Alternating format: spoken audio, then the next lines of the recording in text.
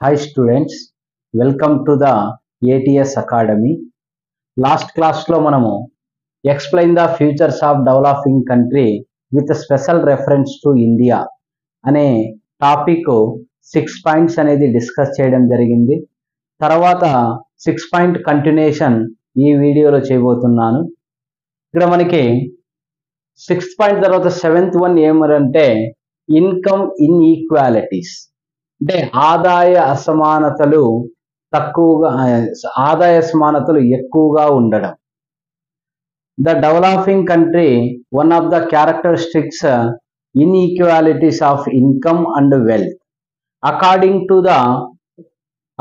to 68th round of NSSO, the monthly per capita consumption expenditure of the poorest 10% of the rural people rose by 11.5%, and the expenditure of the richest 10% of population increased by 38%.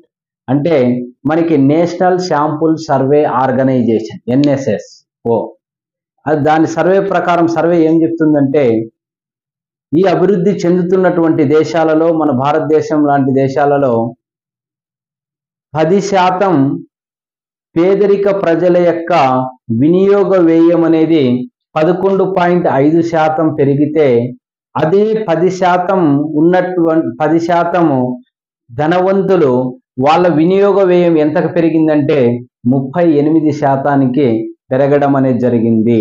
అంటే పేదవాళ్ళకి ధనవంతులకు మధ్య, poor and richest మధ్య ఎక్కువగా indifferences అనేది ఉండడం జరుగుతుంది. అందుకే ఈ దేశాలు అభివృద్ధి చెందలేకపోతున్నాయి.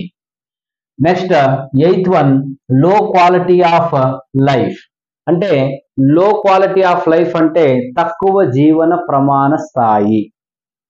The people in this country, one of the what is means the people in the developing countries suffer from malnutrition, high level of population, lack of sanitation and safe drinking water. ఈ అభివృద్ధి చెందుతున్నటువంటి దేశాలలో ప్రజలు ఎలాంటి సమస్యలు ఎదుర్కొంటూ ఉంటారంటే, ఇక్కడ మనకి మాల్ న్యూట్రిషన్ అంటే పౌష్టిక ఆహార లోపం కలిగి ఉండడం, ఓవర్ పాపులేషన్ అంటే ఎక్కువ స్థాయిలో జనాభా కలిగి ఉండడం, వాళ్ళకి కావాల్సిన అంటే పరిశుభ్రత అంటే శుభ్రత అనేది తక్కువగా ఉండడం, పరిసరాలు, మరియు దేశంలో ఉండే ప్రజలందరికీ సేఫ్ అంటే డ్రింకింగ్ వాటర్, సురక్షితమైనటువంటి వాటర్ లభ్యం కాకపోవడం, ఇలాంటి కారణాల వల్ల అభివృద్ధి చెందుతున్న దేశాల్లో ప్రజలు ఎక్స్పెక్టెన్సీ ఆఫ్ లైఫ్ ఎంత అంటే తగ్గిపోతూ వస్తుంది. Example, the life expectancy at in developing countries is below 65 years. ఈ అభివృద్ధి చెందుతున్నటువంటి దేశాల యొక్క ప్రజల ఆయురార్థం అంటే జీవిత కాలం ఎంత ఉంది అంటే 65 సంవత్సరాల లోపల అంటున్నారు. అదే అభివృద్ధి చెందినటువంటి developed countries life expectancy how much means 75 years. ఇక్కడ మనకి 75 సంవత్సరాలు అభివృద్ధి చెందిన దేశాల్లో ఆయురార్థం అంటే లైఫ్ ఎక్స్పెక్టెన్సీ అనేది 75 కంటే ఎక్కువగా ఉంది. ఇది ఒక అభివృద్ధి చెందిన దేశం లక్షణం. Next technological backwardness. So technological backwardness అంటే ఇక్కడ మనకి ఇక్కడ సాంకేతికంగా వెనుకబడి ఉండడం. ఏం సాంకేతికంగా వెనుకబడి ఉండడం అంటే, the developing country another one of the characteristics backwardness of technology. అభివృద్ధి చెందుతున్న దేశాలలో సాంకేతికత అనేది తక్కువగా ఉంటుంది లేదా వెనుకబడి ఉండడం అనేది జరుగుతుంది. In the developing countries are labour intensive techniques. అంటే అభివృద్ధి చెందుతున్న దేశాలలో ఎక్కువగా శ్రమ సాంద్రత మీద ఆధారపడి వస్తువులను ఉత్పత్తి చేస్తారు. అంటే శ్రమ సాంద్రత అంటే మనకి లేబర్ ఇంటెన్సివ్ అంటే శ్రమ సాంద్రత అంటే మనుషుల ద్వారా ఉత్పత్తి చేయడం వస్తువుల్ని. Next huge capital. బికాజ్ ఎందుకు మనకి ఎక్కువగా లేబర్ ద్వారా వస్తువులను ఉత్పత్తి చేస్తారంటే, ఇక్కడ టెక్నాలజీకి హ్యూజ్ క్యాపిటల్ కావాలి. So developing country one of the suffering problem capital, లో క్యాపిటల్. ఇక్కడ డబ్బులు కూడా మనకి ఆర్థికంగా అంత ఎదుగుదల ఉండదు, పెట్టుబడి సమస్య ఉంటుంది కాబట్టి టెక్నాలజీని కూడా పెద్దగా వాడమని చెప్పడం జరుగుతుంది, which is deficient more over the work. అందుకోసమే అభివృద్ధి చెందిన దేశాలలో స్పీడ్గా వర్క్ అనేది ఎందుకు జరగదంటే టెక్నాలజీని అనేది తక్కువ వాడతారు, మనుషుల్ని ఎక్కువ వాడడం కారణంగా. అదేవిధంగా in case union oppose the introduce of new technology there is no social security against the unemployment. ఇక్కడ అభివృద్ధి చెందిన దేశాలలో టెక్నాలజీని వాడాలన్నా, దిగుమతి చేయాలన్నా, ఉత్పత్తి రంగంలో ఈ లేబర్ ఫోర్స్ ఎవరైతే ఉన్నారో యూనియన్స్ ఏం చేస్తారంటే టెక్నాలజీని వ్యతిరేకంగా ధర్నాలు చేయడం, టెక్నాలజీని సుముఖంగా చూపించారు. ఎందుకంటే టెక్నాలజీ వచ్చిందంటే there is no social security against the unemployment. అంటే నిరుద్యోగిత ఎక్కువైపోతుందేమో, ఉద్యోగిత అనేది వెళ్ళిపోతుంది, ఉద్యోగాలు అనే భయంతో వీళ్ళు టెక్నాలజీని ఒప్పుకోరు. అందుకోసమే ఈ దేశాలలో టెక్నాలజీ బ్యాక్వర్డ్నెస్ అనేది కలిగి ఉండడం జరుగుతుంది. Next high density of population. So high density of population అంటే అధిక జనసాంద్రత అని అర్థం. The number of what is the density of population means the number of persons living per square kilometre is called density of population. అంటే ఒక చదరపు kilometre లోపల నివసించే జనాభాని జనసాంద్రత అంటాం, అంటే డెన్సిటీ ఆఫ్ పాపులేషన్ అని అంటాము. ఇక్కడ మనకి the density of population of the world was 50 and India 382 per square kilometre in 2011.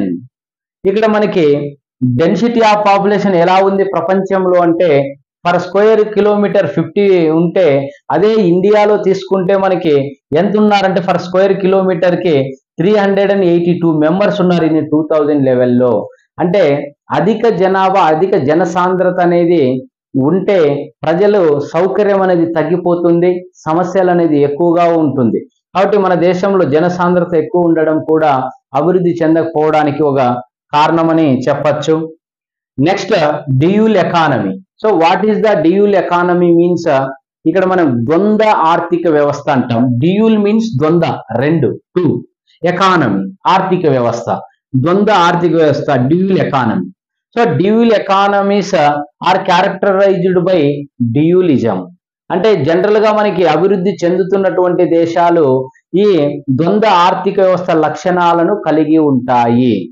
అదేవిధంగా Indian economy also characterised by the dualism. అంటే మన భారతదేశ ఆర్థిక వ్యవస్థ కూడా డ్యూయలిజం ఆర్థిక వ్యవస్థ, ద్వంద్వ ఆర్థిక వ్యవస్థను కలిగి ఉంది భారతదేశము.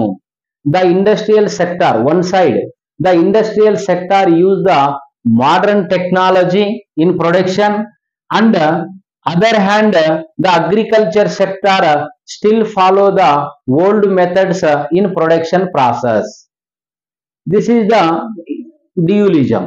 అంటే ఒక పక్కనేమో పరిశ్రమలు టెక్నాలజీని వాడుతూ వస్తువులను ఉత్పత్తి చేయడం ఇదే దేశంలో, అదే విధంగా ఇదే దేశంలో మరో పక్కన వ్యవసాయ రంగంలో పాత పద్ధతులు, సాంప్రదాయ పద్ధతుల ద్వారా వ్యవసాయాన్ని ఉత్పత్తి చేయడం అనేది, పంటలు పండించడం అనేది చేస్తుంటారు. ఇలా రెండూ కలిసి ఉండడం, టెక్నాలజీ ఒకవైపు వాడడం, తర్వాత ఓల్డ్ మెథడ్ వాడడం, రెండూ కలిసి ఉండడాన్ని డ్యూయలిజం అని చెప్పడం జరుగుతుంది. ఇది అభివృద్ధి చెందుతున్న దేశాలలో ఈ లక్షణం కలిగి ఉంటుంది. Next price instability.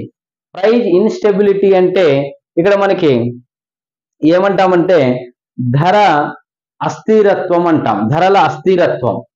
In almost all developing countries like India there is continuous price instability. అంటే ఇక్కడ మనకి అభివృద్ధి చెందుతున్నటువంటి అన్ని దేశాలతో పాటు భారతదేశంలో కూడా ఈ ఇన్స్టెబిలిటీ అనేది క్రమంగా అనేది ఎప్పుడు జరుగుతూ ఉంటుంది.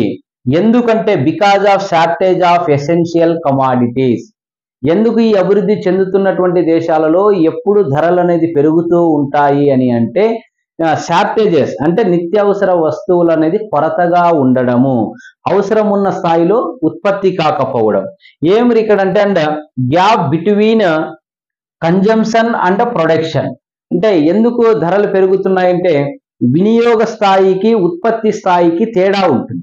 ఇప్పుడు మనకి 80% వస్తువులు ఉత్పత్తి అవసరం అనుకుంటే 60% ఉత్పత్తి అవ్వడం, అంటే ఉత్పత్తికి కన్జంప్షన్కి 20% గ్యాప్ ఉండడం, అలా వ్యత్యాసం ఉండడం వల్ల ధరలు పెరుగుతూ ఉంటాయి. ధరలు పెరిగేదాన్ని ఏమంటారంటే ఇన్ఫ్లేషన్ అంటారు. A continuous rise general price level over a long period of time is called inflation అంటాం.